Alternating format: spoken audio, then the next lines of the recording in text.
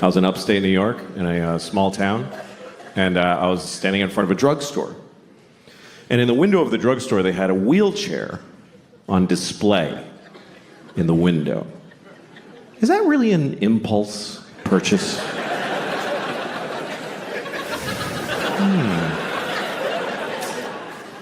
I should get a wheelchair. That would really help with my paralysis. Then I wouldn't have to drag myself everywhere I go, like I've been doing for 10 years since my legs were blown off at the marathon.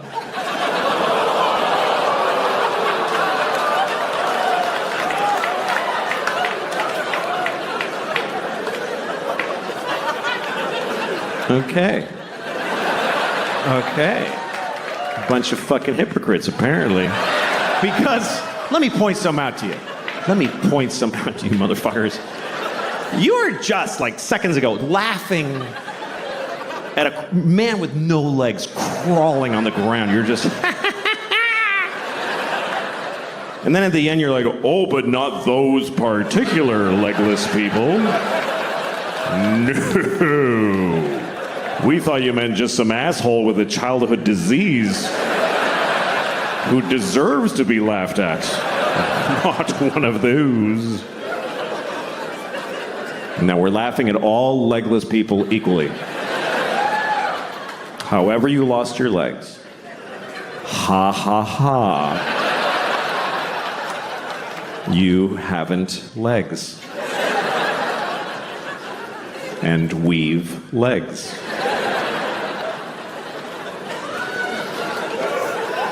I have legs. I have 2 legs.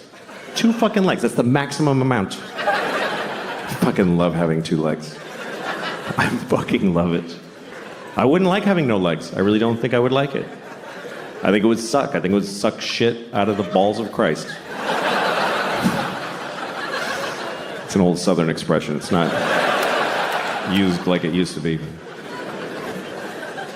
I think 2 legs is better than none. That's what I think. That's just my opinion. It's not popular. You're not supposed to say that because you're supposed to always be very positive about disabled people. But I think that puts pressure on them to be positive. What if they don't want to be? Because the only story we want to hear is about the amazing disabled people. He's amazing. He lost his legs and he won the leg-having contest. What about disabled people who aren't amazing? Who are just ordinary with a sweatshirt and some potato chips, and he's going, fuck, I wish I had legs. No, this is better. It's better with no legs. Why is it better? Because you can do anything now. I can do 4 things. Fuck off. I just don't know that our positive, non-disabled attitude really helps. Like retarded people. We're going to talk about retarded people for 20 minutes. That's what's going to happen. We're going to discuss retarded people for 20 minutes. It's not okay to never speak of them. No, we're going to talk about them. First of all, I want to talk about the word retarded, okay? Because the word retarded, it's a bad word, and people do not like the word retarded. They find it very offensive. Now, I'm a little confused by this, because it wasn't always a bad word. And I grew up in the 70s, and it wasn't bad back then. And most bad words were always bad. You know, cunt never had a day in the sun. There was never a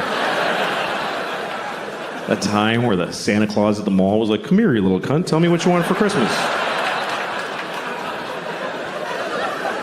And then in the 90s, we're like, let's lay off a cunt a little bit there, gang. No, we used the word retarded in the 70s. We used it to identify people who were retarded.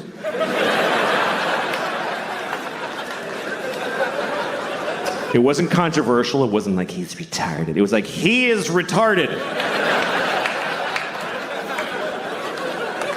This fellow right here is retarded, right? I told you, yes, you're still retarded. He is retarded, everyone. And I grew up in Boston. We didn't say retarded in Boston. We said retarded. He's retarded. God bless him, he's fucking retarded. That's the way we used it. With love. Help the retarded. That's what people said in the 70s. help the retarded. There was a lady outside the supermarket near my house every Christmas with a bell. She was like, help the retarded. Help the fucking retarded.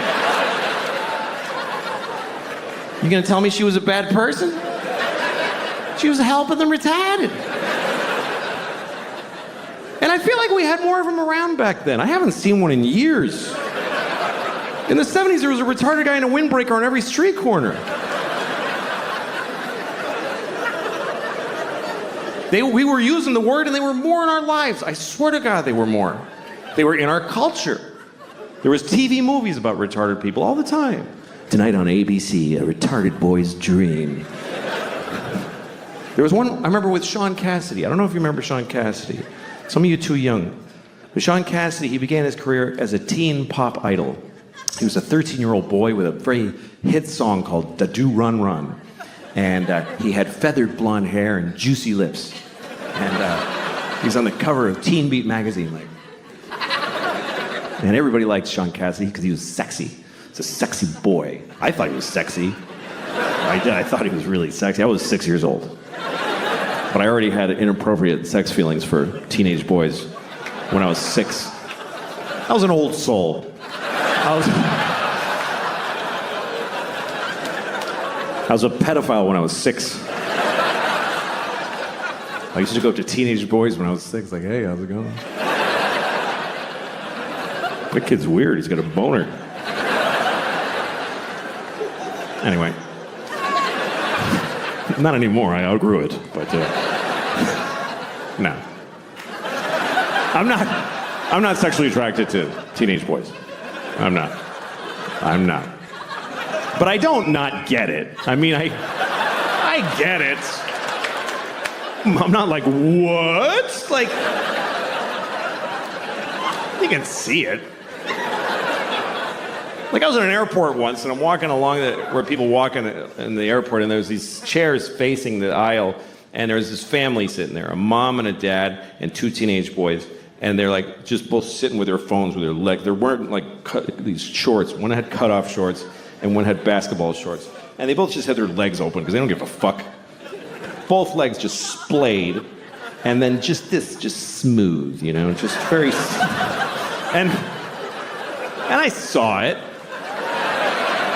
It didn't do anything to me. But I kind of wanted to stop and go, hey, fellas, let's close that shit up, huh?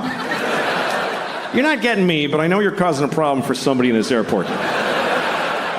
Let's close it up. I did not say that. Otherwise, I wouldn't be here. Anyway, let's return to the comfortable subject of retarded people, shall we? So Sean Cassidy. Sean Cassidy was a teen singer who then grew up. He was about 18. Now he was, old and gross. Nobody wanted to fuck him. So he started to act. And he had a movie on TV called Normal People, where he played a retarded man who wants to live a normal life. It was very inspiring, actually. And at one point, he didn't do like a big retarded character. He wore thick glasses. He talked like Elmer Fudd. That was the whole thing. So he goes up to the guy who runs the group home he lives in, and he says, I want to get a job. And the guys who runs it is like, Republican conservative. So he's like, you can't get a job. You're retarded, And, But then there's a liberal lady who works there, and she says, of course he can get a job. He's as good as anyone. So they let him get a job as an air traffic controller, whatever was available. And then he meets a woman who's also retarded who lives at the group home. He falls in love with her. It's a very nice love story. And he says, we want to get married. And the guy says, she says, but they're in love. So they get married. And then one day he says, we want to have a baby. And the liberal lady says, no fucking way. And they just shut them down right there. And that's the end of the movie. I swear to God, that's just how it ends. And the point of the movie is just, hey, there's a limit. Like, that's, I guess, what the point of it was.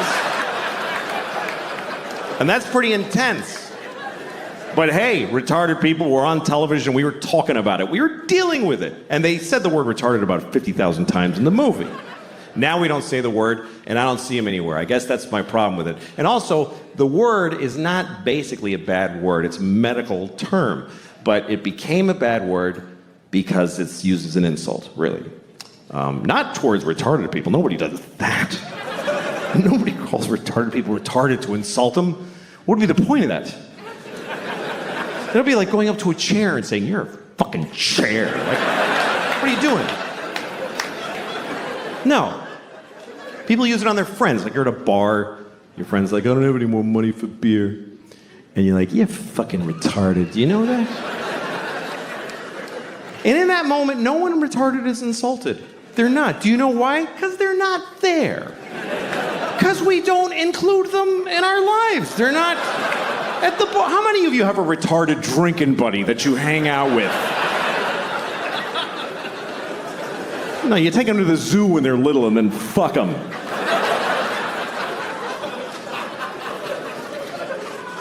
This is what I find confusing about this thing, is that we told many generations of people that they are retarded. We told them that that's what they are, and they lived with it, and they dealt with it. And then we just decided it's a bad word. So did we tell them this?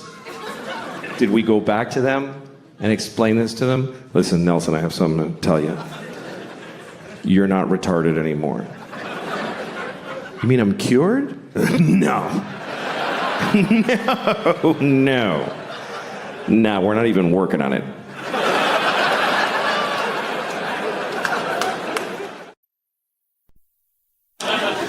I was reading to my kids the other night. We have a rule that if they get their teeth brushed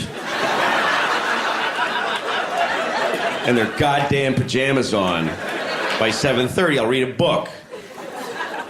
Those are the rules. I'm always glad when they get ready because I like to read to them. I do. I love reading to my girls. So we read a book the other night. We were reading Tom Sawyer. I'm reading them Tom Sawyer because Mark Twain, great author, and they're 5 and 9 years old. They're young for it, but they catch up to it, and they're fascinated by all the language. He uses big words and beautiful writer. And I picked Tom Sawyer, not Huckleberry Finn, because Tom Sawyer is a nice kid. Goes to school, he goes to church, lives with his aunt. The Huckleberry Finn is a dirty little homeless little white trash creep. And the main problem is that he won't stop saying nigger. I mean, 40 times a page. I can't sit on my daughter's bed and just say nigger all night and then put her to sleep. I just ain't gonna do that. Anyway, I'm reading him Tom Sawyer, and it's a real nice book, but then all of a sudden he runs into Huckleberry Finn on the street. And then Tom saw his friend Huck Finn. I'm like, oh God, okay. All right, let's take it easy here, fellas. Let's just have a nice, quiet conversation here. Let's see how this goes. Huckleberry Finn was carrying a dead cat. It's not a good sign. He's walking around with a dead cat.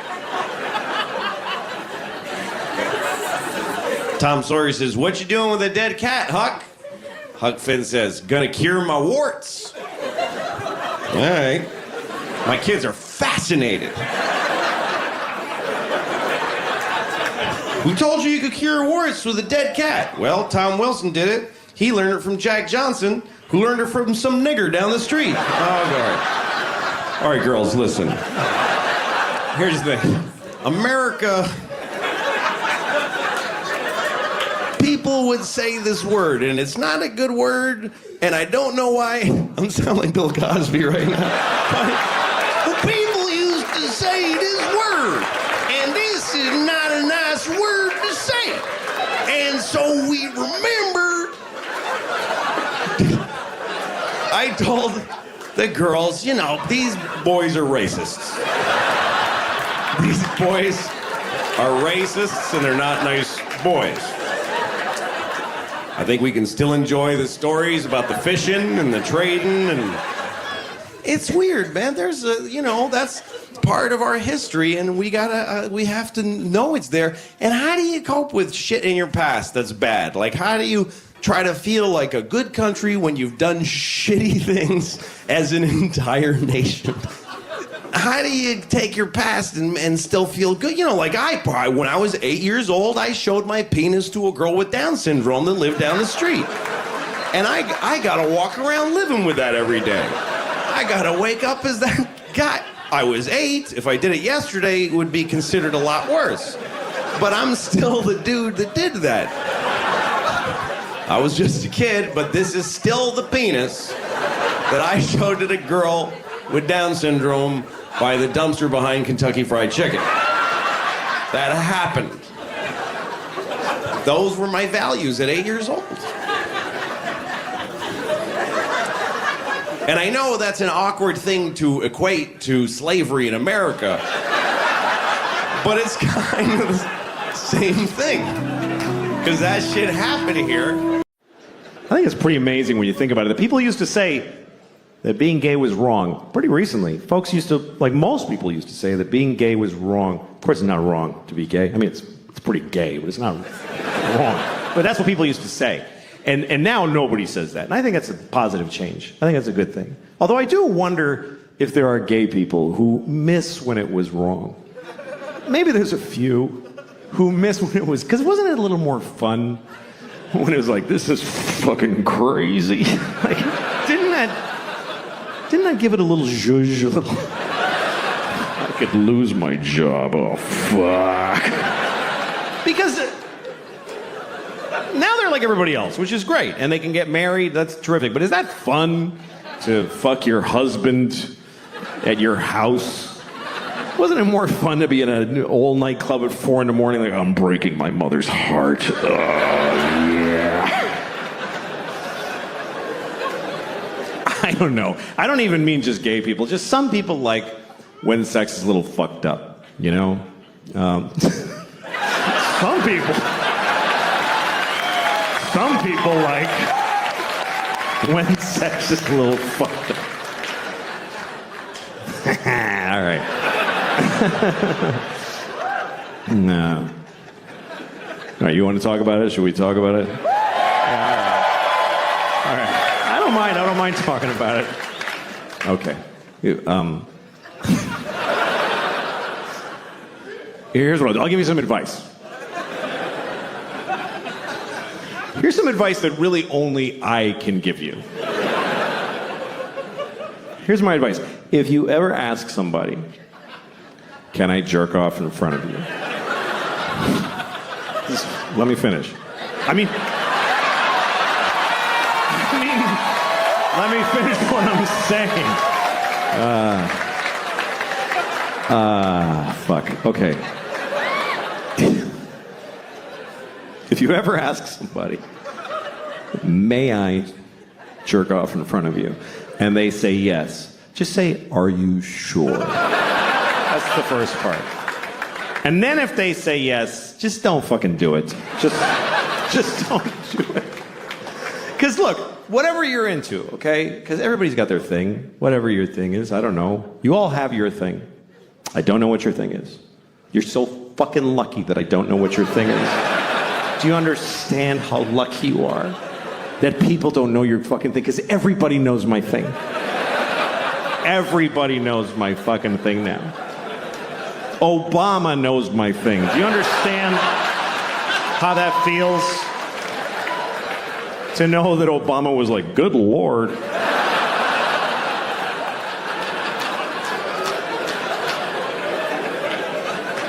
Everybody in the world knows my thing. I got on an airplane in Italy. This little kid was like, Mama, that's the guy who jacked off in front of the people.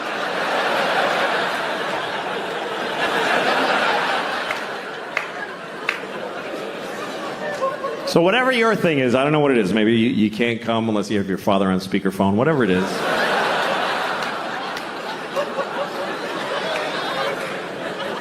If you want to do it with somebody else, you need to ask first. But if they say yes, you still don't get to just go, woo, and charge ahead. You got to check in often. I guess that's what I would say. Check in. Because it's not always clear how people feel. Like, men are taught to make sure the woman is okay. But the thing is, women know how to seem okay when they're not okay. So you can't just look at her face and be like, yeah, her eyes are dry, we're fine, let's just keep going. You got to check in. Because communication during sex can be very confusing. Like, sometimes you're with a woman, you're having sex, she's making noises. She's going like, ooh, And you're like, oh, she loves it. Not necessarily. Sometimes they're making those noises just to get through it. Because it's easier to go, ooh, than to say, I hate how you fuck me. Honestly, it's awful. So she goes, ooh, baby. It's kind of like a Negro spiritual. It's sort of similar.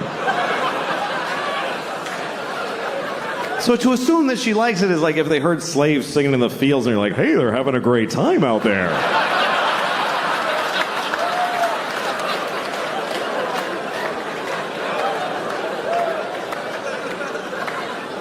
As far as my thing, I don't know what the fuck. People are like, why do you want to do it anyway? Okay, I don't know. I like jerking off. I don't like being alone. That's all I can tell you. I get lonely. Where is everyone? It's just sad. I like company. I like to share. I'm good at it, too. If you're good at juggling, you wouldn't do it alone in the dark. You would gather folks and amaze them.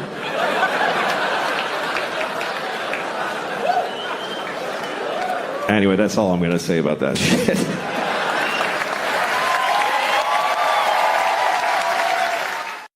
I love my daughter. It's a lot of responsibility that you never think about, though. Like, you got to name your kid. That's a big deal right there. And you know what's amazing to me? You can name your kid anything you want. Isn't that incredible? There are no laws. There should be a couple of laws. None. You can literally name your kid anything. You can name your kid a name with no vowels if you want, like Singleton.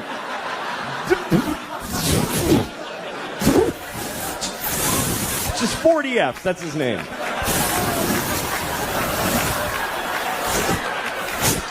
Go clean your room.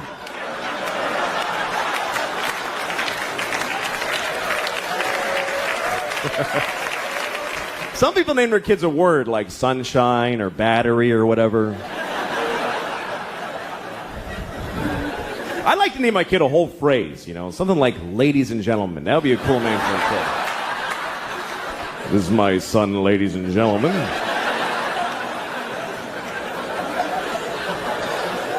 Then when he gets out of hand, I get to go, ladies and gentlemen, please!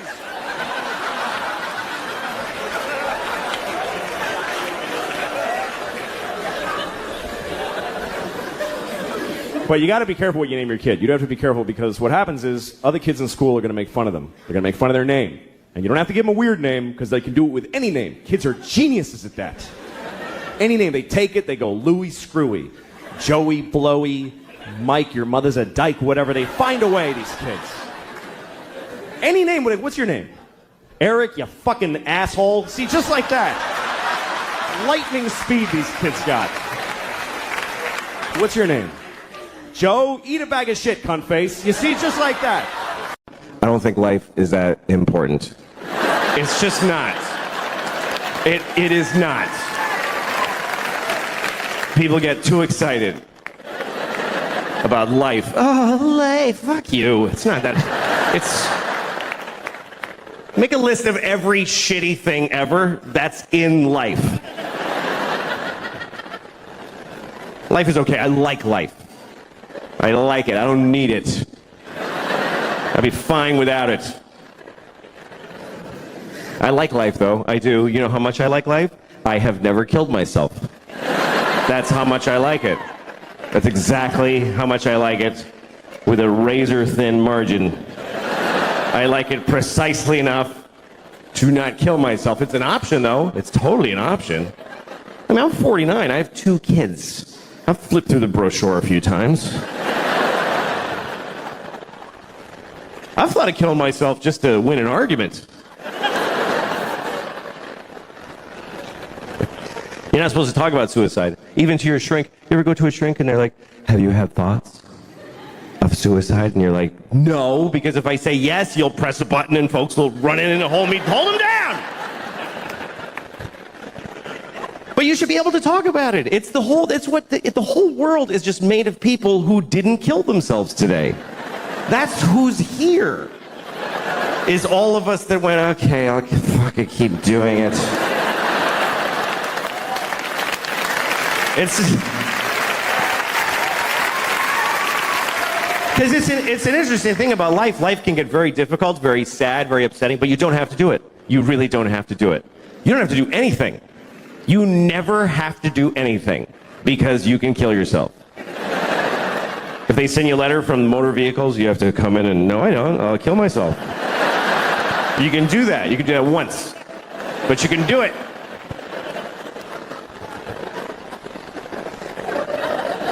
And it's interesting because even when life gets bad, people generally choose it over nothing. Even the worst versions of life. Even a shitty, shitty life is worth living, apparently. Because folks are living the fuck out of them. You ever seen somebody and you're like, how did he should kill himself? Why didn't he not? That dude. You ever been driving and you look at the next car and you're like, oh shit.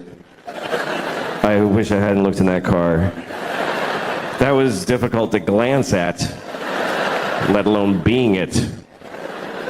Just a guy in a tan car. Nobody chooses tan. Nobody picks tan for their car. They give you tan.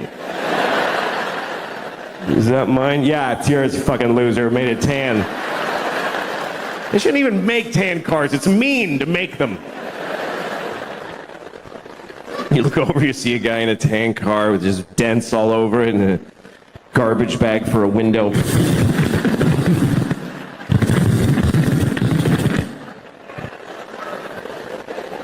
What is holding up his suicide? What is delaying it? What is keeping him from stopping being that?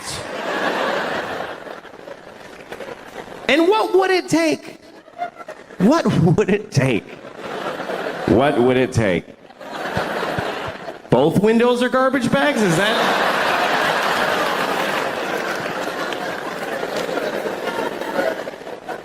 Seriously, do you know how much misery is involved in a garbage bag for a window? Do you know how many separate moments of shit misery? I canceled my insurance. I broke my window. Duct tape. Here's the truth. Running away will not solve your problems. That's totally true. But killing yourself solves all your problems. It actually does. It even solves world problems. For you. What about ISIS? Kill yourself. Then they'll never get you. Seriously, if everybody who's afraid of ISIS kills themselves right now, then ISIS loses. Because they live in a world of people that don't give a shit. We're gonna cut his head off. Okay. It's not fun now.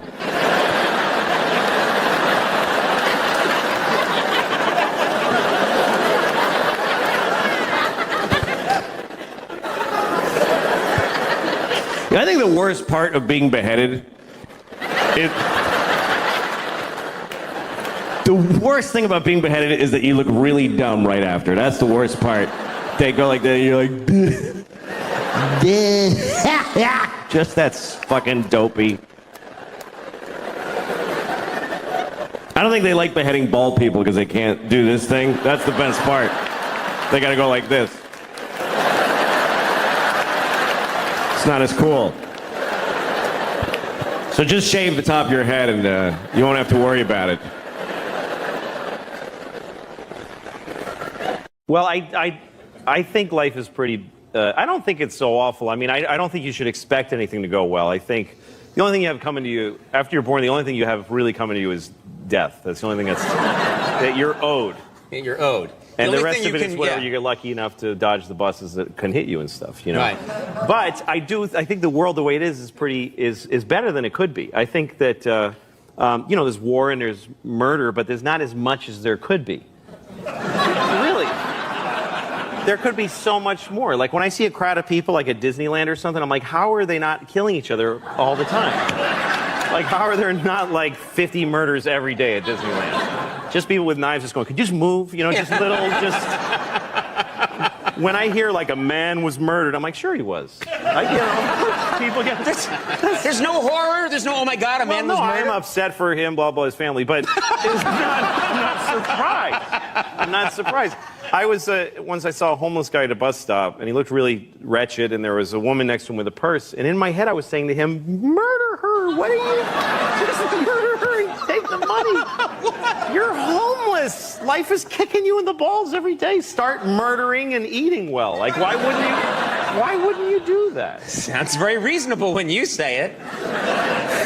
This week is testing week at schools. I hear a lot about that. Yep. Yeah. So there are 3 days of extensive standardized testing. Mm-hmm. And what are the consequences of the standardized testing? Well, the way I understand it, if a school's kids don't test well, they burn the school down. So it's pretty high pressure. A lot of pressure on the kids. Yeah. Wow. And the tests are written by people that nobody knows who they are. It's very secretive. Mm-hmm. And the questions are, because they have to prepare for these tests for a long time. A lot of the year is about the tests. Teaching for the test. Teaching to the test, they call it, because they decided there's a new way kids should think, and we're going to prove they're thinking it by having them pass these tests, or we burn the school down. So, anyway, my kids kind of panic when they're in these, which is okay. You know, my mother was a math teacher, and she taught me that moment where you go, I don't know what this is. When you panic, that means you're about to figure it out. That means you've let go of what you know, and you're about to grab onto a new thing. That's great. That you didn't know yet. So I'm there for them in those moments, and I go, come on, just look at the problem. And then I look at the problems, and it's like, Bill has 3 goldfish. He buys 2 more. How many dogs live in London? Or something like that. So, That's crazy. Well, you better notify the fire department. That's right.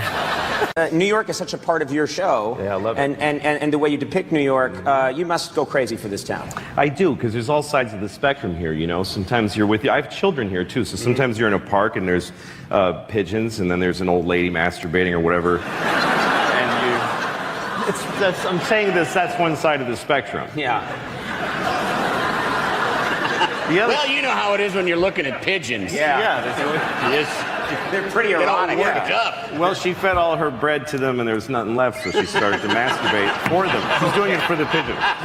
All right, I'm sorry.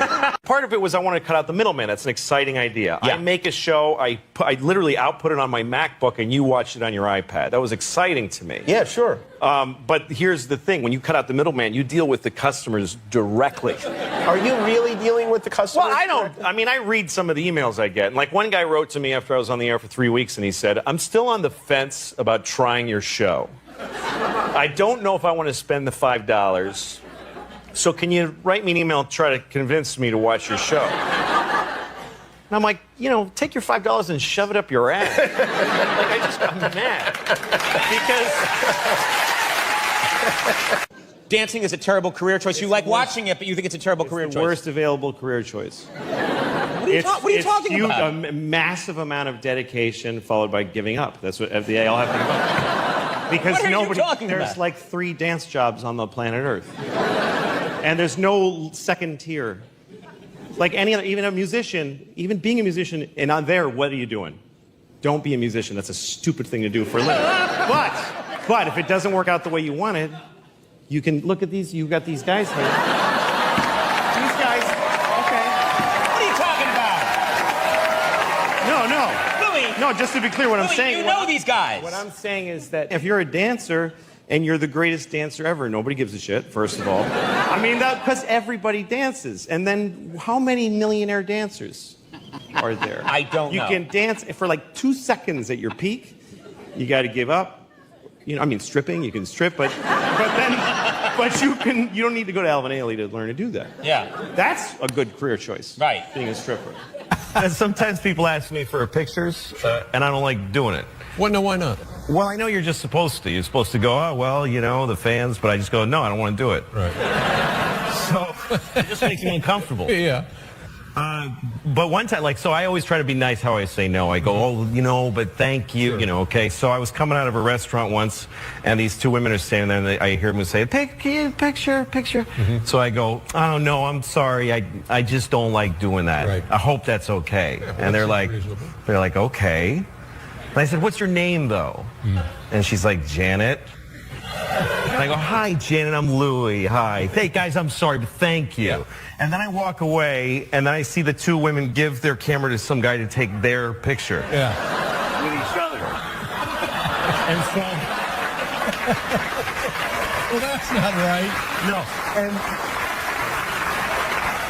so I look at this story from their point of view. They want a picture of themselves, and they go to a random stranger, could you take our picture for us? Oh, you know, I just don't like doing that. I'm really sorry, but what's your name? What a creep. What a gross creep. Something very wrong. Once Really again, wrong it's with all that. your fault. Sure. Of course it is. Yeah. But I was watching Schindler's List, and this moment happened that it just stuck with me. It's a scene where all the Jews are being thrown out of Warsaw, and it's very sad. And they're going down the street, and there's these Polish people that aren't Jewish watching them leave. Right. And one of them is a little girl, and she's about 7 years old, and she's on a mailbox, and she's very cute, and she's yelling, "Goodbye, Jews! Goodbye, Jews!" And this really left an impression on me, and probably on the Jews that she was yelling at, too. Because I think it's real. I It's think a very that happened. powerful moment, yeah. Yes, and I think it probably really happened, and somebody told Spielberg about that, and he was like, we're doing that in the movie. So he made that scene, which means he had to find a little girl to play that little girl. He had to find a little cute girl who could yell, "Goodbye, Jews!" at grown-ups. Right. And that's a really... And I know how movies are made, so I know somewhere there's a tape of like 50 little girls all trying really hard, trying to get the "Goodbye, Jews" part. Right. And they're all adorable. They're adorable. Or some of them aren't so good at it. Yeah, because there's no kid actors that are like, you know, Sean Penn, can I work from within? They're all adorable. They're all cute. Right. There's a tape somewhere of little girls. Hi, my name is Anne Marie, and I'm with William Morris. Goodbye, Jews. Goodbye, Jews. Anne Marie, we need a little more anger. Oh, I'm sorry. Goodbye, Jews. Okay, next. And there's another girl. Goodbye, Jews. Goodbye, Jews. Okay, next. And then comes the girl who's amazing, and her mother has prepared her for months. She knows how to walk in the room. Hi, my name is Louise, and I am really happy to meet you. The sun'll come out tomorrow. Bet your... We just need the line, actually. Oh, I'm sorry. Goodbye, Jews! Goodbye, Jews! Yeah. And there's a new thing, the cloud. They want you to go to the cloud. And they are selling it as a great idea. Just, you don't need your stuff, just give it to us and we'll keep it on the cloud. It's fine, you don't have to, and you're like, really, but those are my pictures and we'll keep it on the cloud. You pay a little rent to have it up on the cloud. And the way they're gonna talk you into this is that you get to have a smaller device, because you don't need to keep the stuff on it. You understand? That's why, okay, like this, somebody gave me this iPhone. This is what an iPhone is right now, okay? Now, it's gonna, when they tell you you want to keep it on the cloud, they're gonna say, this is the iPhone now. The next iPhone is just gonna be this. It's just gonna be this. And it's just gonna be this thing. Because you need this to store all your movies and stuff on. But you're just gonna have this, and you just rub and go, ooh, I wanna see Tom Cruise, and Tom Cruise will be all around your face. And then you wanna see, you know, Selma Hayek, and then you take it and you that's how it's gonna work. I'll give you $10,000 for that thing right now. Some parents really struggle with, like, all the other kids have the terrible things, so my kid has to. Yeah, let your kid go and be a better example to the kids. Just because the other stupid kids have phones doesn't mean that, okay, well, my kid has to be stupid, otherwise she'll feel weird. Right. You know, I think these things are toxic. I don't, especially for kids. It's just this thing. It's bad, and they don't look at people when they talk to them, and they don't build the empathy. You know, kids are mean, and it's because they're trying it out. They look at a kid and they go, "You're fat," and then they see the kid's face scrunch up, and they go, "Ooh, that doesn't feel good to make a person do that." Right. But they got to start with doing the mean thing. But when they write "you're fat," then they just go, that was fun. I like that." So. That tasted good. Let me ask you a question, and this specifically about breakfast. I have this conversation with my son, who is 10, who is, I guess, right between the ages of your daughters. And it goes like this. Well, what would you like for breakfast? I'm not hungry. Mm-hmm. Well, yeah, but let's just say you were. How about bacon? No. How about eggs? No. Pancakes? No. And so we go through every imaginable form of consumable human food, none of which interests the kid. And then, so now we go back and we start over. And it's clear that he has decided on his side he's going to say no to everything I come up with. But yet, they have to eat. Yes, they do, but why what do you do at why that are you point? asking him what he wants? I mean, you're asking him to decide where everything's headed. And look, I know why you're asking. I get it. But the thing is, you're saying if he doesn't decide what he wants, he won't eat. So I'm already That's behind crazy. the 8 ball. That's never going to be his... So with your girls, you just put the food in front of them. I go, here's what we're having. Here's what we're having. I don't want that. And I go, all right, what do you want then?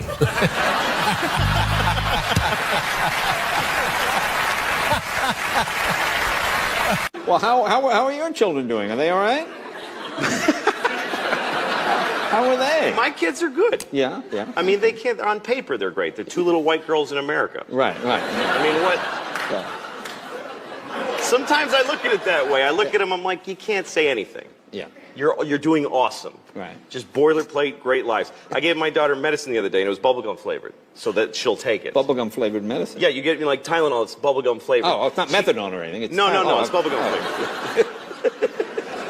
I give her, she got a fever, Tylenol, bubblegum flavor, and she goes, ew. I'm like, you, ew. You can't say ew. I'm sorry. Yeah, I guess It's medicine. medicine, right, exactly. It's medicine. Most children don't have medicine. Right. Most children in the world, they get sick, they die on a rock with a bear eating them. That's how they handle it. Right. And, oh, he's got a sniffle, ring the bear bell and put him outside, whatever they do. You're a little white girl in America. You wear clothes made by children your age professionally. You don't get to say ew about your bubblegum medicine. I never heard of bubblegum medicine. Well, you got the holidays coming up. Are you doing any plans? No, you seem like a very holiday guy. I just want to say I'm not trying to say that if you're white you can't complain. Right. I'm just saying that if you're black you get to complain more. Right. Because you can't. There you go. Don't tell the band that.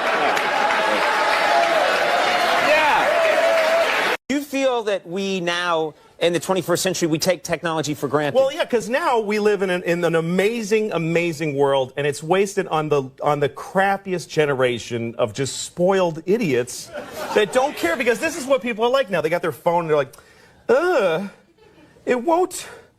Give it a second. It's going to space. Can you give it a second to get back from space? Is the speed of light too slow?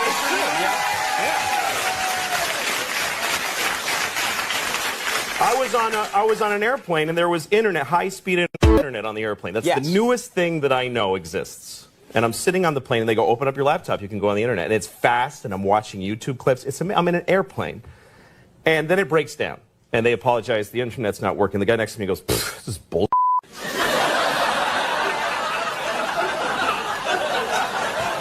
Like how quickly the world owes him something he knew existed only 10 seconds ago. Right.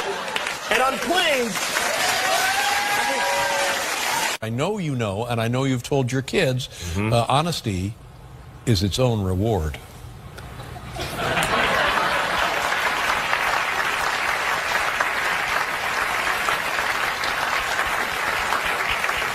I don't think so. I don't think so. But here's the thing to me about lying is that I don't think you should do it, but I get it. That's how I feel about it. I get it. Right. Because kids lie because they're in trouble. You know, if you're in trouble as a kid, it's too much. You can't take it. You're worried. Yeah, kids don't lie for some weird Machiavellian, they're not like, what my teacher said about you? It's interesting. They're not trying to start something. No. It's because somebody was like, did you take the chocolate? And they're terrified. Yeah. Terrified. Yeah. If you're in trouble, you don't care. You're grown up. You just go, oh, sorry. Right? Well, again, I've been in trouble and that didn't work. And I tried it. I said it just like that. Sorry.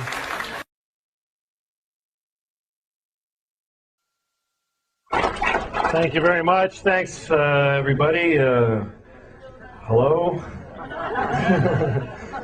Nice to be here. How are you doing? Good. Good, good. Nice to be here. I'm broke. Anybody else broke?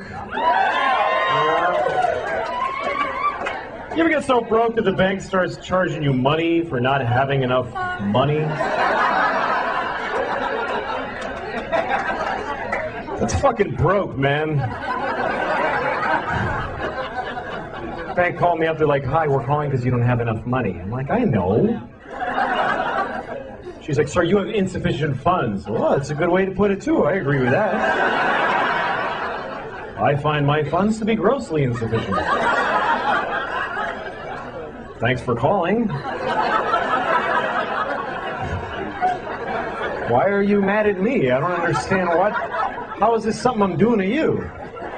She's like, "Sir, you only have $20. That's not enough. You can't only have $20. I'm like, "Look, I'm not being broke just to fuck with you. I just really don't have any money. I'm not trying to be a dick. My life is shitty." What?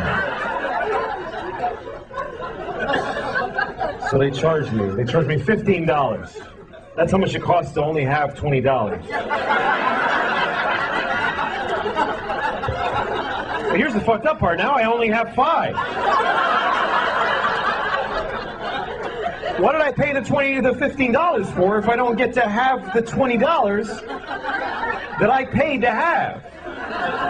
I paid the fucking money. Where's my $20? That's like going to the movies, you buy your ticket and they go, "Get the fuck out of here, go home." But I paid for the movie. No, you paid for a ticket, motherfucker. You didn't pay for a movie.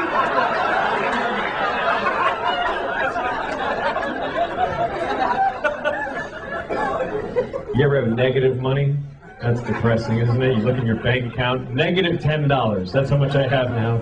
Negative 10. That means I don't even have no money now. I wish I did. I wish I didn't have anything. I wish I just had nothing, but I have less than that. I don't have none. I have not 10. I can't, if it's free, I can't fucking afford it. Somebody could come up to me, "Take this, it's free." Fuck, that costs nothing. I can't afford that. That's more than I have. I gotta raise $10 to be broke. That's where I'm at. That's not good. That's bad. Apparently some of you are in the same fucking position. How's your economy doing? Shit. No, I'm glad you appreciate that story. Not everybody appreciates that story. I told that story about a week ago in Orange County, California, and all these rich motherfuckers looking at me with their boat tans and their golf shirts and penny loafers. They're all looking at me like, "Well, yeah. Like, you were financially irresponsible, you had to pay the price. I don't frankly see what you're angry about. The bank has a right to accrue a fee, clearly." That's how different it is to be rich than it is to be poor, because when you're rich, the bank pays you for being rich. If you have a lot of money, they give you money because you have a lot of money. They say, "You have so much money that we should give you some. Because you have a lot, you should have more. Here, take more money. Take this guy's 15, fuck him, you should have it." Makes perfect sense. He doesn't have enough, you have a lot. Fine, take it all, you motherfuckers. I don't give a shit. You ever get so broke it just becomes funny to you after a while? You're like, "Jesus Christ, I have no fucking money. Jesus." People call you, "Hi, we're going to turn off the..." Yeah, fuck it, turn it off, man. Turn it off, I don't give a shit. "When can you make a payment?" I ain't paying anything. What am I going to fucking pay you with? I fucking sold the phone. I don't need it now. Damn it, man. This shit's brutal. I live in New York, too, and man, you can't get along with no money in New York. You gotta live in these tiny places. I have this apartment, right? And we have this, okay, here's the toilet, right? I'm on the toilet. This is how small the apartment is. The tub is right here, like right next to the toilet. Then there's a wall, like right fucking here, like right, there's no, you get squeezed in. And here's the worst part. I have to put a foot in the tub to use this toilet because otherwise I gotta go like this. Who shits like this with their knees together? I'm pooping.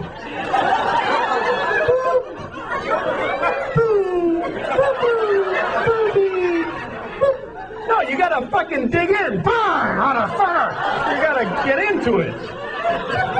And in order to achieve this position, I have to put a foot in the tub.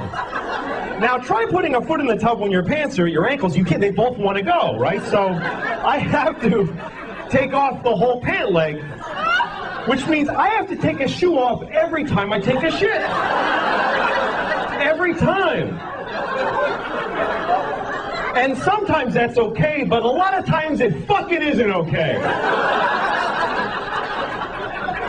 Sometimes I didn't plan effectively, and I'm 10 blocks from my house, and I've got to shit. You know when you can't run because you'll bounce it out, so you got to kind of glide, and you're going, come on! God damn it! Then you stop occasionally. Fuck! Come on, man! God. Okay, I'm gonna make it. And I always get to this point where, like, I'm gonna make it. I'm fucking fine. I'm fine. Mind over matter. I'm gonna make it. And then I see my house. I just see it. And my eyes tell the rest of me, fuck it, man. Let go. We're here. There's no need to hold on anymore. We've made it.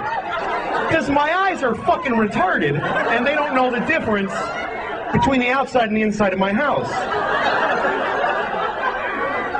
So now I got like Olympic seconds to fucking get in my house and open the door to the bathroom, and I gotta take a fucking shoe off? Are you... I have shit my pants 13 times. I couldn't keep a straight face with that. All right. Oh, shut up. You better leave now. It doesn't get any better. Anyway. No, file, sorry, blah, blah. So anyway, no money. I guess I'm white trash officially, and white trash is a very funny expression to me because it's the only racial expression you can use, and no one gets offended. Nobody gives a shit when you say white trash. Nobody gets all quiet like, hey man, why are you talking like that? That's not cool. Nobody defends white trash. You can be talking to the most liberal hippie in the world. You go, hey, I saw this guy, he was white trash. He'll go, ha ha, fuck that guy. White trash piece of shit. Let's laugh at him because he's poor and he's starving to death. Fucking loser. He lives in a trailer because he can't afford a house. Let's go shit right in his face right now. That's why they're funny to us, because they're fucking poor. He wears stupid clothes because they're fucking free so he can eat. Ha fucking ha! Man, it's depressing in this country. You ever drive through whole towns where everybody's life is shit in the whole town? Everybody's just standing in front of their house like...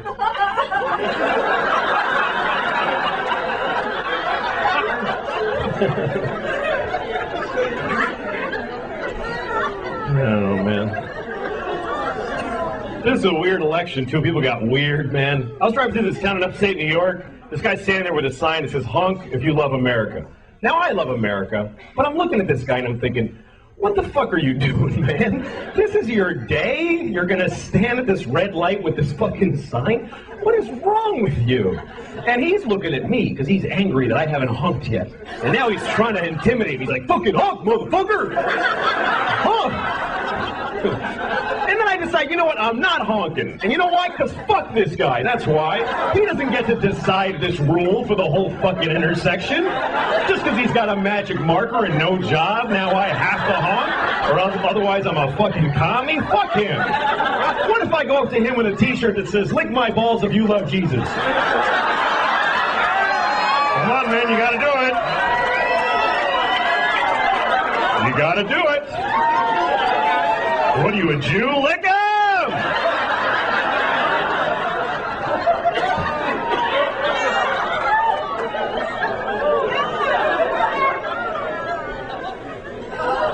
Here's another one. Another thing I believe deep down again is that gay people should stop doing that.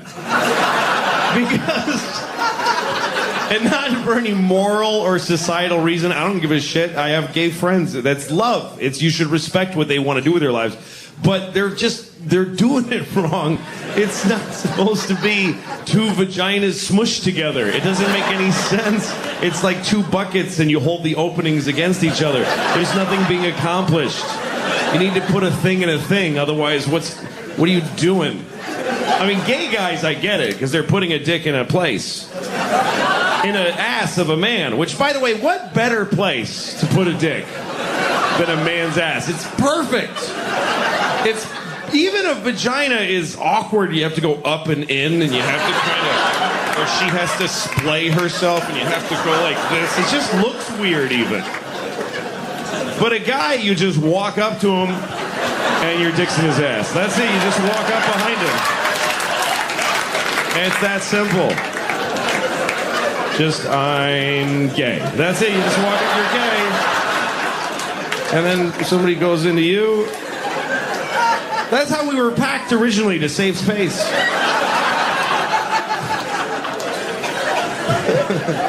But the two holes bumped. What the hell are you doing? It's wrong. Not morally, just geometrically.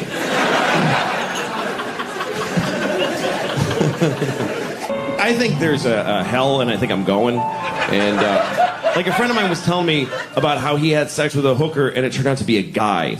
And it was like a horrible thing for him, and he had to get over it with therapy. And as I'm listening to this, I realized, shit, that happened to me too. And the upsetting part of it wasn't that it happened, but that I had forgotten. This wasn't like a landmark in my life like it was for him. I was like, oh yeah, no shit, I f***ed a guy once back in Montreal. I forgot about that.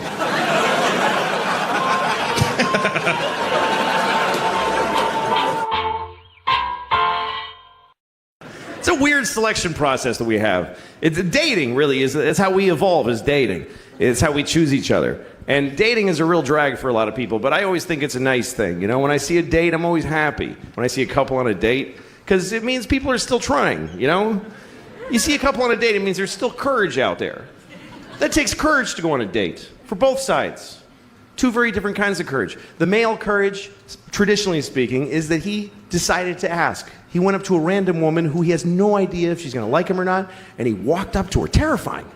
Everything in your body's telling you, just go the fuck home and jerk off, don't do this. But he walked up and said, hi, yes.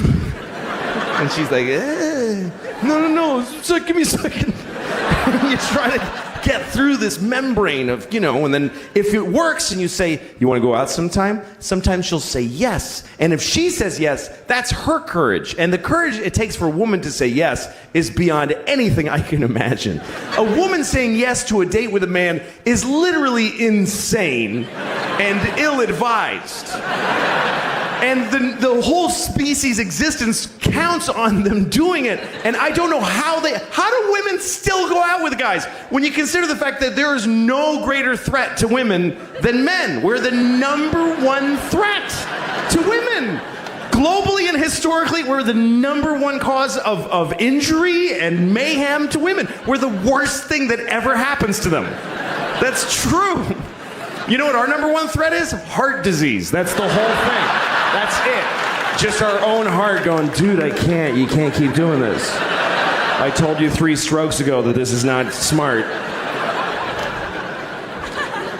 But women still think, yeah, I'll go out with you alone at night. What are you, nuts? I'll get in your car with you with my little shoulders. Hi, where are we going? To your death, statistically.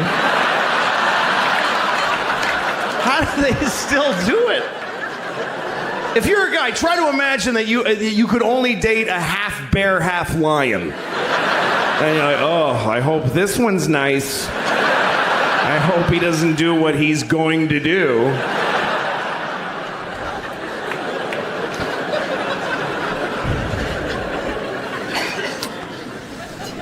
I love when I see a date. You know, you see a date, you can tell it's the first date because the way they're walking together, and she's looking up at his face, trying to figure him out, and he's just a mess. A guy in a first date he has no actual personality. He's just a mishmash of different kinds of dudes for a couple of seconds each. Just anything. No cohesive, just like a ransom note cut out of a lot of magazines. Just, yes, I think so too. Whatever, just like a blind dick in space, just thrusting in infinite directions, hoping to find pay dirt at some place. And then sometimes you see a date that's later down the line and something has happened. There's something that happens in a date that I never get to witness because women do this. They get to do it inside. They get to just decide quietly, I'm going to let him fuck me. They just get to decide. Something he says and she's like, that was good. He's going to fuck me later. And he has no idea. He's still like trying all this shit. He still has no idea he's already in there. My kids and I were having breakfast the other day, and we're listening to NPR. We always listen to NPR because we're better than you. And so we're listening to NPR at breakfast the other morning, and there's this one story where they kept using this phrase. They kept saying 9/11 deniers. They kept saying that. 9/11 deniers. And my daughter was like, what is that? And I said, well, it's a group of people that think September 11th was a conspiracy. And she said, oh, I thought they were saying 9/11 deniers.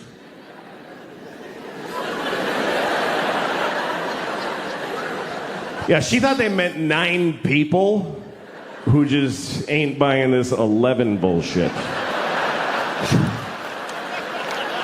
Just a small fringe group, really. There's only 9 of them. But they still got on NPR, they got on the radio because they're dedicated. They protest every day. They're the 9/11 deniers. They're outside of the White House. It goes 10, 12, 13. Just know it. We are the 9/11 deniers. We know that 11 is a bullshit number propagated on the people by the man. Why do we have 11 when we have 13 and 14 and 15 and 16, 17, motherfucking 18 and 19, but we do not have a 1 team? What happened to 1 team? The government took 1 team and replaced it with some bullshit called 11. We are the 9 that deny that shit. Mr. President, give us back 1 team.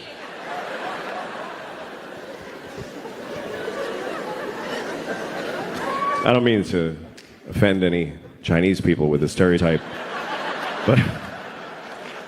That's right, I'm Chinese, motherfuckers. I lived in Shanghai. I'm Chineser than a motherfucker. I'm a chopsticks and whatnot. Ha! All right. I'm sorry. Here's the thing. Stereotypes are harmful. That's the truth. But the voices are funny. And I don't know how to reconcile those two facts. I enjoy doing the voices, but they're offensive. So I do them at home. I used to do them for my kids when they were little. They liked them. They didn't know it was a race thing. They just enjoyed, Daddy, do the friendly man. You want me to be the friendly man, little girl? We love the friendly man. He loves little white girls, too. Let's have some scrambled eggs.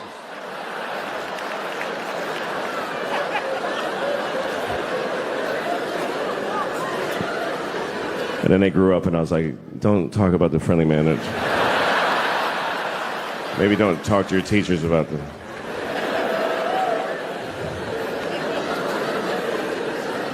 My kids go to public school in New York City, and all right, send your kids there then. Teach them that's what life is like. The teachers amaze me because I don't know. This is the worst. Here's the worst thing about this country to me is that there's no more noble profession than to be a public school teacher. It's easily. Please don't. You're not gonna like it. You're not gonna like where it's going. I don't recommend clapping at any things. You'll regret it at the end of the thing. In a democracy, there's no more noble contribution you can make than to teach in a public school. And in this country, the people that do that, they're fucking losers. They're just rock bottom fucking losers.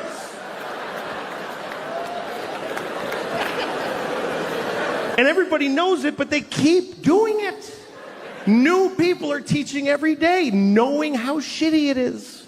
They show up, they tell them ahead of time, hi, what is this job? And they say, okay, here's what we need you to do. We need you to make children know math. Wow. Do they want to know math? No, they don't want to know it.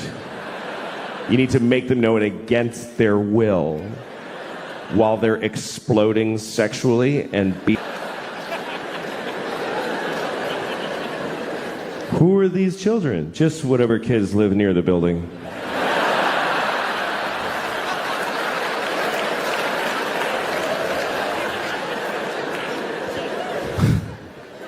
How much do I get paid? About $10 every 4 years.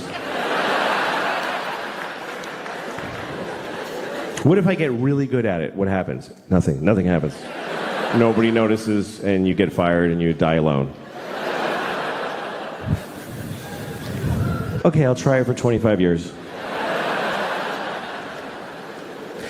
My daughter's learning about Greek mythology, and she was asking me questions about it.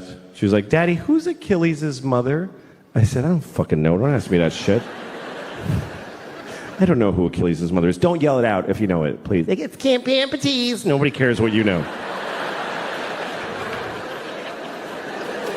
She had a question about Achilles, and it was an interesting question, and I'll tell it to you. But first, the story of Achilles, real quick. Achilles was a baby. He was a Greek baby, and he didn't stay that way. But when he was a Greek baby, his mother, who was a goddess, took him into the river Styx, which is at Hades, the land of the dead, and she dipped him in the water of the river Styx because there was a magical quality to that water that it would make you impervious of any harm. You couldn't be hurt. It was like a shield, right? So she dipped him in that water to protect him. But she held him by the heel.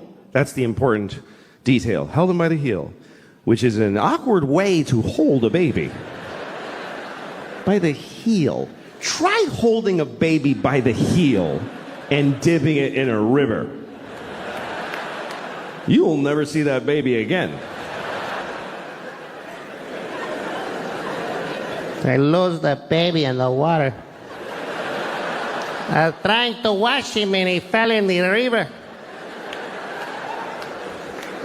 I'm sorry, Mr. Achilles, I lost your baby. You told me to hold him by the heel. He's asleep. Achilles' mother's Mexican nanny. It's a lesser-known character in the Iliad. Anyway, his mother, she was able to hold on, of course, because she was a goddess. She was the goddess of grip or whatever, I don't know. And she held on, and then he was protected, except on his heel. His heel was not protected, and so that's what we call your Achilles heel, your one vulnerable place. Everybody's got their Achilles heel. Achilles' Achilles heel was his heel. Like literally.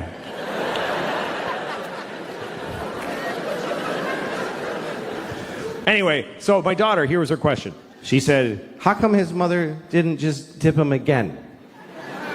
She could have just dipped him one more time with the other leg in there.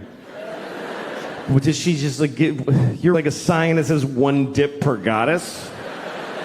Did you ever color an Easter egg? It's not that complicated. You dip it, and then you hold it differently and dip it again. Smart kid. I was proud of her. But at the same time, I thought, who the fuck are you to judge this woman? It bothered me. Because here's what the story of Achilles teaches me, is that if you're a parent, it's never enough what you do for these motherfuckers. It's just never enough. It's still gonna be your fault. How much more do you want from a mother? She dipped her kid in magic water and protected 99% of his body. Is any of it up to him? He could have just wore a big shoe and be careful. But he goes out in sandals, fucking flip-flops,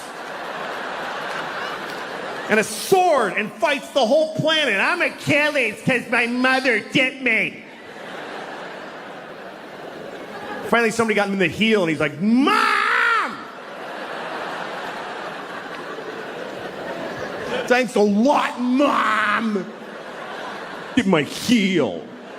She's so stupid, she ruined it. Fuck you, Achilles, you Greek dick.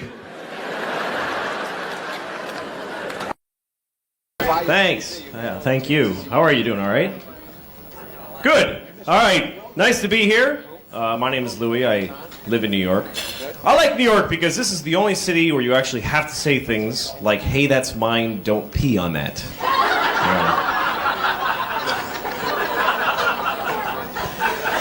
Summer's almost over and I'm happy because I have red hair, so I don't really tan. I just kind of burst into flames. I'm going to burst into flames. All right, good. No, I don't care for summer, because people are active in the summer, and I really find that annoying. All the fucking rollerblading and everything, so...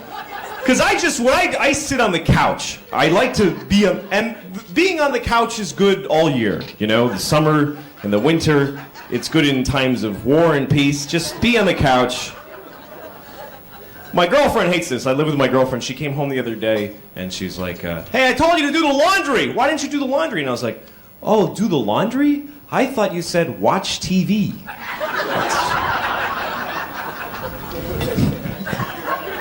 Anyway. You ever do this? When you tell somebody a story, then a week later, you tell them the same story again because you forgot? And by this time, you've added a bunch of lies to it, and you've embellished them. I'm a big liar. The other day, I was telling the guy a funny story about something that happened to me, and it was true, but it didn't really happen to me. It happened to somebody else, and I heard about it, so I was just lying and saying it happened to me. I don't know why. And all of a sudden I realized that I was talking to the guy that it happened to. And he's like, that wasn't you, that was me. What the fuck is wrong with you? I was like, oh, no, I didn't think that was me. No, that was me. That's the best thing to do. If you really get caught in a lie, just fucking hang in there anyway. You're a liar! And then just stop being friends with the guy right there. Don't call him, just... This is interesting. So, you ever when you get in an elevator and you go to press your floor button and it's already been pressed, it's all lit up, and everybody in there saw you starting to press it, and then you don't want to press it, and then you make that thing where you don't actually make words in public. You get on, you're like, hi. People in New York are so weird. You can't even touch people. Like, I was in a bus stop, and I was standing there, and I didn't bump into the guy. I just touched him like that, just that much. And I was like, oh, I'm sorry. Like, he's gonna go, you fucking touched me. Ah! Anyway, the other day I was walking down the street, and I saw this friend of mine, and he was waving to me from across the street, and I wanted to wave back, but I was eating a peach, so I waved the peach at him. I felt weird. I felt like I was going, look, I have a peach. Look what a fine peach I have. I am very fruitful indeed. Saw this guy on a bicycle. He was on a bike, and he was about to go between a parked car and a cab. He only had like this much room. And I was watching him. I could also see the woman in the cab was about to open the door, and he was going to get nailed. And I wanted to yell something to warn him, but it was happening so fast that I couldn't think of anything short enough to yell that would have all the information that he needed. You know, I couldn't go like, hey, just gonna open the door of the cabin, you're gonna get hit on the bike and go flying and get hurt. You know, I didn't have time for all that. So I just yelled out, bad thing!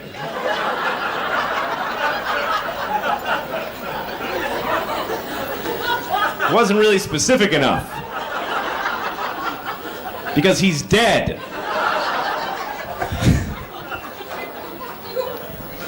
You know what's really embarrassing? When you run into somebody that you know and you can't remember their name. That's a low grade of it, because when you don't know their name, you can bullshit around. Because, like, you throw things, you show off about all the other shit. Hey, how's it going at the ice cream place that you work? And how's Bill? I know you know Bill. But you don't know their name. But what's even worse is when you don't even know where you know them from. You can't remember what their name is, who they are, why you know them, and here they come, and you're going, ah, shit, you fucking guy, I don't know who he is. So you go up, and then you have nowhere to go. It's like, hey there, how's the place? You know what I do? Just go completely off the deep end. Instead of bullshitting the guy, just completely go wrong. Just go, hey, Flippity, how you doing there? You still at the clam plants chance? Yeah, that's pretty good. Because then at least he thinks you're stupid, crazy instead of stupid. That's the point of it. I think it's always better for people to think you're crazy than stupid. I think you should always, you know, like say you're in a restaurant, you're looking for the bathroom, and you walk into the kitchen by mistake. And they know why you're in there. Look at this idiot. Then you just go...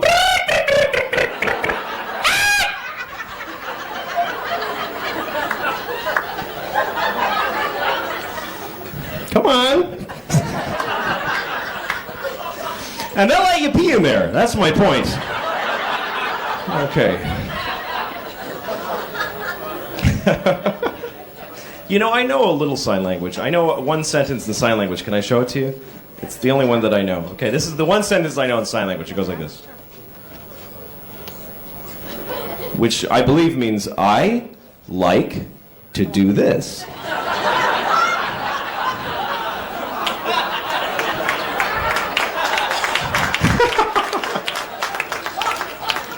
I can't believe I actually had one joke that was appropriate to the occasion here.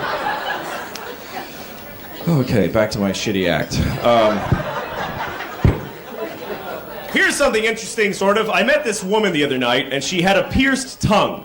She had a metal ball right there in the center of her tongue. And I asked her, what's that for? And she said, it's to enhance oral sex. I thought that was really stupid, personally, because I never really felt like oral sex needed any enhancement. I think it's pretty good the way it is, you know? I can't remember any time that I've been getting blown that I've actually thought, this is really boring. Is that the whole thing, really? You're just gonna suck it? That's it? That's all? Come on, put a metal ball in there or something. Oh, I'm sorry. Are you having trouble with that one? No, you doing all right? Okay. How did you do blowjob? I want to know how you... There you go. Good. Good. That's the international symbol. Blowjob, blowjob, blowjob, blowjob, blowjob, blowjob. Okay. Oh, boy. All right. I'm getting all sorts of laughs. I don't even know what's happening half the time here. So, I don't know. Sex is interesting. People get so upset about it. There's so many different kinds of sex that it's crazy. There's so many different magazines and stuff. Like, if you think you're a freak sexually, don't worry about it. Because they already got it figured out. Like, maybe you think you're the only one that likes to, dress like Hitler and have a nun throw Jell-O on your balls. Something like that, right? Then you find out there's a whole magazine just for that.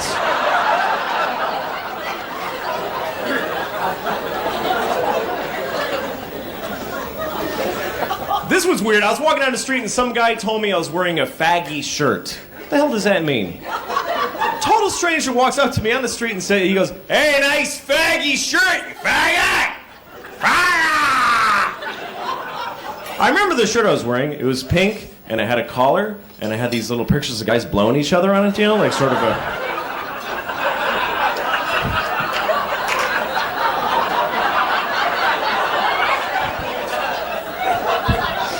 Alrighty. You took the job. I'm sorry. Yeah. So,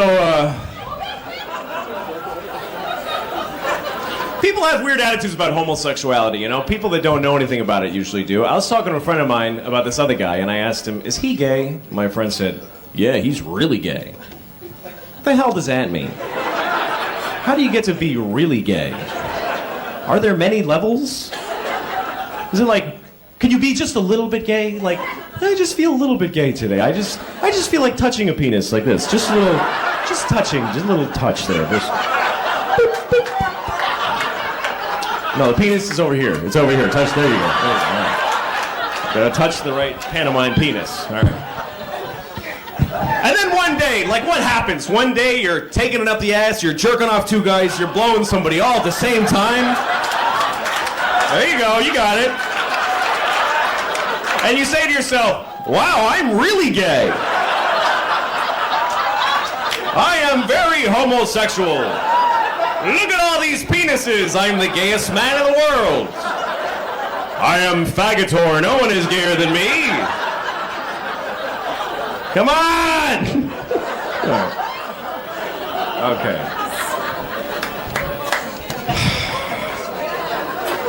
Anyway.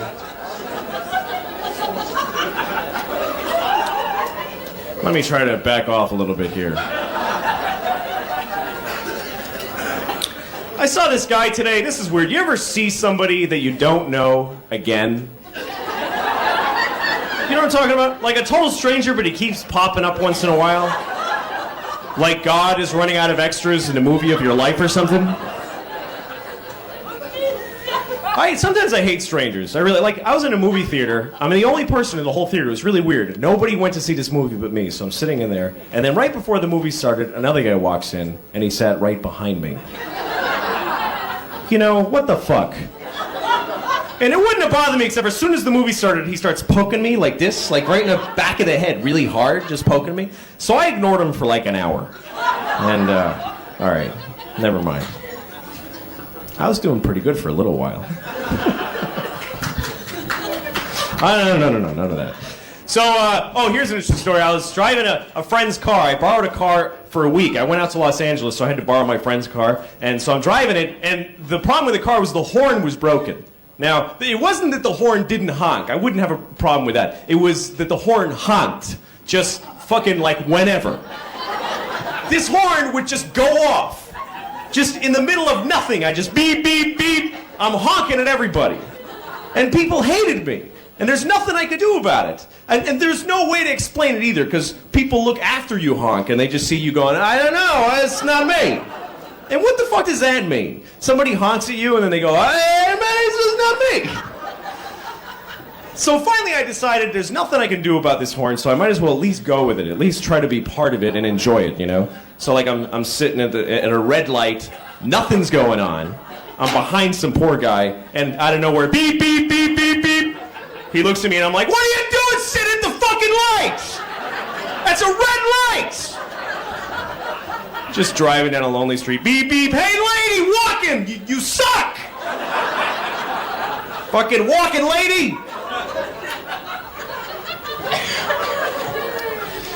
I found myself in a lot of embarrassing situations recently. Like, the other day I went to buy groceries and I forgot to have money. Have you ever done that? I wasn't short. I had no money on me. Nothing. And I didn't realize it until the poor guy had bagged all my stuff and everything.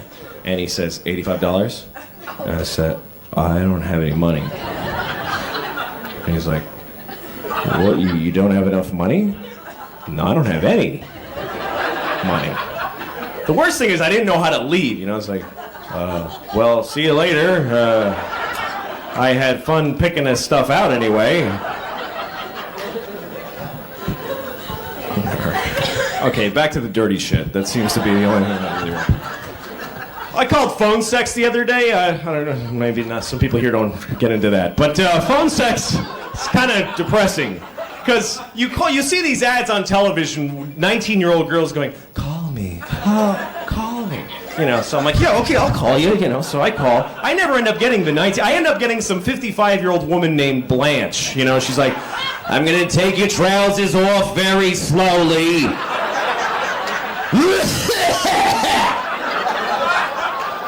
Then I'm gonna play with your balls. That's a nice one. That's a very good one. I'm gonna play with your balls. Sounds like a threat, you know? Okay, that sort of gets lost in the translation there. You're way too long. All right. But anyway, let me tell you this quick story before I go. I met this woman, and she was very nice. We ended up sleeping together, and, well, I fucked her, whatever you want to call it. So anyway, we were having sex. She turned out to be a nymphomaniac. And I know that most guys think that that's what they want, but then you find out that it's kind of a nightmare, you know, because this is a woman who wanted to just keep going and going and going and going and going. And so do guys, but we can't, you know, because you're like, yeah, this is great. Wow, this is, okay, all right, shit. Hey, can we stop for a second? And she was like crazy too. She's like pulling me in and going, come on, fuck me, yeah, come on. And I was like, I think I am. I don't even know anymore, you know? So anyway, finally we're doing it from behind, which was good for me because I couldn't hide the pain in my face anymore, you know? And then she starts really getting into it and she starts like backing into me really hard. She's going like, bam, bam, bam. And it really fucking hurt a lot. So I had to say something to her, you know? So I said, hey, take it easy. Which is the most polite thing I could think of, you know? I didn't want to say, hey, don't back your snatch into me so hard.